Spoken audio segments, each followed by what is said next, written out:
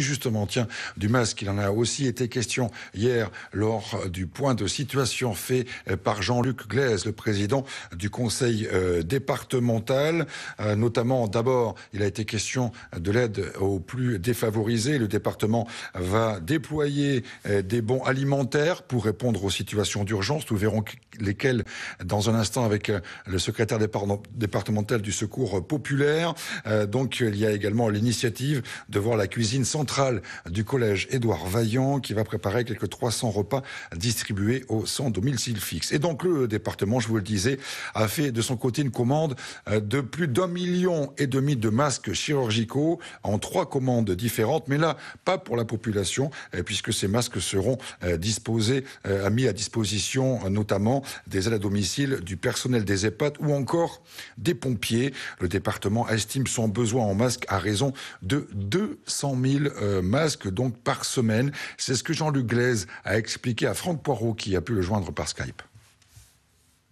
Disons que nous intervenons, pour le dire d'une façon différente, en complémentarité avec l'État. Effectivement, normalement, il revient à l'État d'assurer la fourniture et la distribution des masques à l'attention de toutes les professions qui sont en contact physique avec le public et qui en ont donc besoin.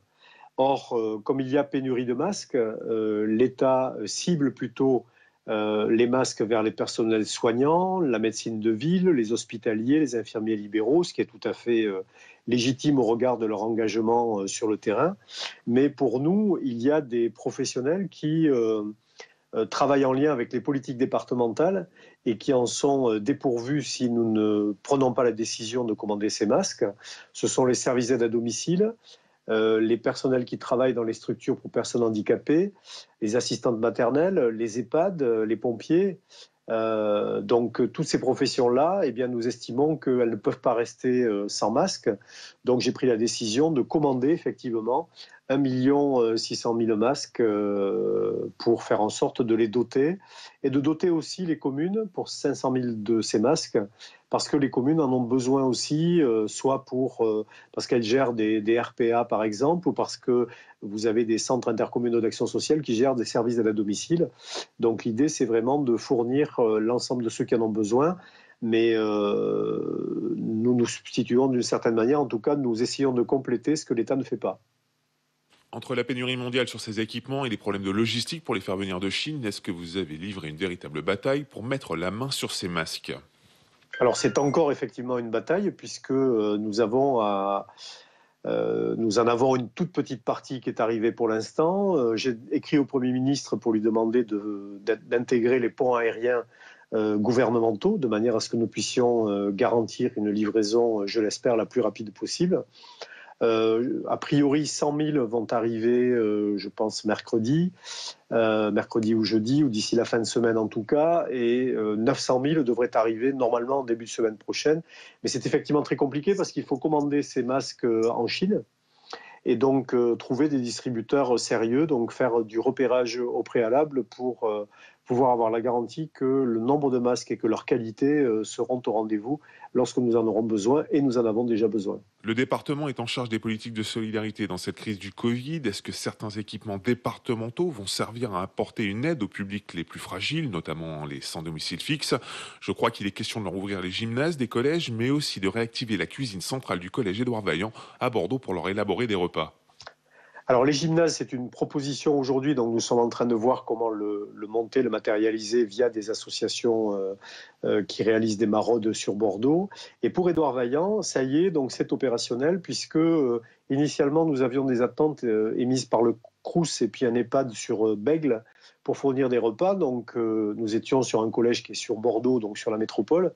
Et nous étions dit que nous pouvions, puisqu'il y a une cuisine centrale à cet endroit, et qu'il y a aussi et surtout, et j'insiste là-dessus, une équipe volontaire qui est d'accord pour élaborer les repas, eh bien j'avais proposé que nous puissions élaborer des repas pour le Crous et cet EHPAD. En fait, depuis, le Crous et l'EHPAD apparemment ont trouvé d'autres solutions. En revanche, il y a des associations alimentaires qui cherchent des repas justement pour des SDF. Et donc, à partir de ce soir, nous fournirons 300 repas effectivement pour les sans domicile fixe de manière à faire en sorte qu'ils puissent avoir des conditions alimentaires correctes. Pour votre collectivité, cette crise représente une perte de 1,5 million d'euros par jour, rien que sur Oui, le manque à gagner des droits de mutation, soit près de 120 millions d'euros d'ici l'été si les choses ne s'arrangent pas. oui. Est-ce qu'aujourd'hui, vous êtes inquiet pour le devenir du service public local? Oui, je pense qu'il y a une vraie inquiétude à avoir, d'abord au niveau national, parce qu'on voit bien les coûts que va représenter cette crise sanitaire. Il y a évidemment un souci à avoir au niveau des collectivités. Le département va être impacté donc avec ces baisses de recettes, mais la région le sera aussi, les communautés de communes également et les communes par ricochet. Donc je pense que dans les sujets que nous aurons à traiter, parce que nous devons imaginer un monde de demain qui soit différent de celui que nous avions avant. Et je dis bien nous devons. Ça n'est pas simplement se dire il y aura un monde après. Oui, il y en aura un, mais encore faut-il qu'il soit conforme à ce qui est nécessaire aujourd'hui. Nous voyons à quel point cette crise nous a mis en difficulté. À partir d'un petit virus, c'est une panique planétaire. Et puis, tous ces décès, toutes ces personnes qui sont touchées par le virus, c'est catastrophique. Il y a évidemment des conséquences économiques qui vont être importantes. Derrière, des conséquences sociales aussi. Mais il y aura des conséquences également sur le service public. Parce que si nous n'avons plus les moyens pour tenir nos services publics, eh bien forcément, ils seront largement en deçà de ce qui est nécessaire. Et on voit bien, dans cette période difficile, que 3 valeurs fondamentales sont appelées et attendues par nos concitoyens. Un, la proximité, être proche, être à l'écoute, mettre aussi en circuit court et en fonctionnement plus local. C'est la solidarité, comment toutes ces chaînes de solidarité se créent, et comment le département, qui est porteur lui-même des solidarités humaines et territoriales, arrive à mettre en œuvre cette solidarité-là. Et puis le service public, parce qu'encore une fois, eh bien, le milieu hospitalier, c'est lui qui répond en premier en matière de services publics. Mais tous les services que j'ai cités tout à l'heure, ce sont aussi des services publics. Et donc, ce sont tous ceux-là qui font en sorte que nous puissions continuer à vivre au mieux. Il y a évidemment aussi de l'activité économique à côté qui est nécessaire, mais les services publics sont absolument fondamentaux.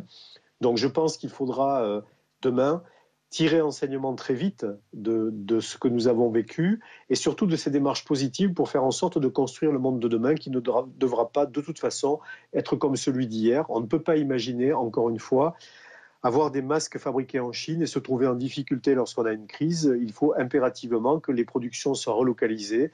Il faut aussi qu'elles soient respectueuses de l'environnement et moins il y aura de trajets, mieux ce sera également. Bref, il faut qu'un certain nombre de valeurs fondamentales, réclamées notamment par les nouvelles générations, soient impérativement appliquées et mises en œuvre pour créer le monde de l'après-Covid.